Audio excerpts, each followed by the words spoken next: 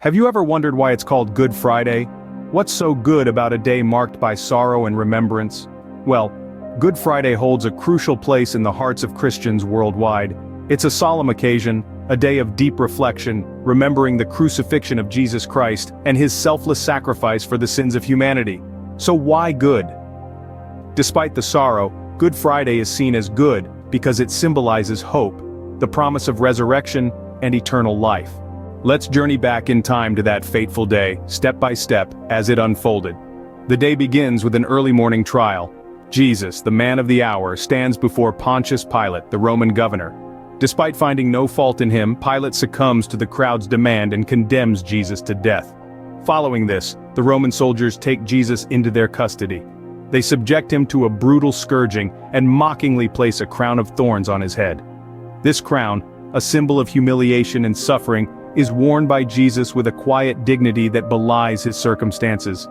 The next phase of this day is perhaps one of the most iconic images associated with Good Friday.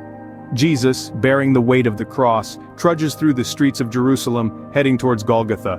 This painful journey, known as the Via Dolorosa, or the Way of Sorrows, is marked by Jesus' fall, his interaction with Simon of Cyrene, and his poignant encounter with the women of Jerusalem.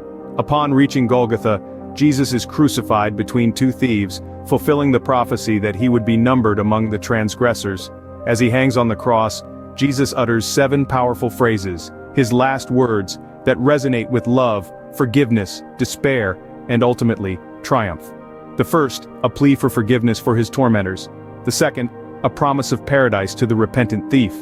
The third, a tender address to his mother and beloved disciple. The fourth, a cry of abandonment.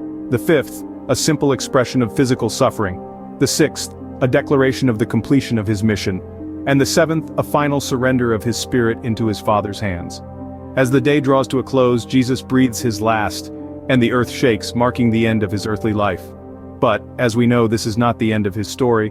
As the sun set on that day, Jesus' body was taken down from the cross and laid in a tomb, marking the beginning of a period of intense sorrow and confusion among his followers. So, we've traversed the path of Good Friday, but what does it truly mean for us today? It's a call to reflect on the profound lessons it imparts: sacrifice, forgiveness, and unconditional love. These aren't just historical anecdotes, they're timeless principles we can embody daily. Just imagine, if we embraced the spirit of sacrifice, practiced forgiveness more readily, and loved without bounds, how transformative that could be. As we commemorate Good Friday, let us ponder this. How can we live out the lessons of love, sacrifice, and forgiveness in our own lives?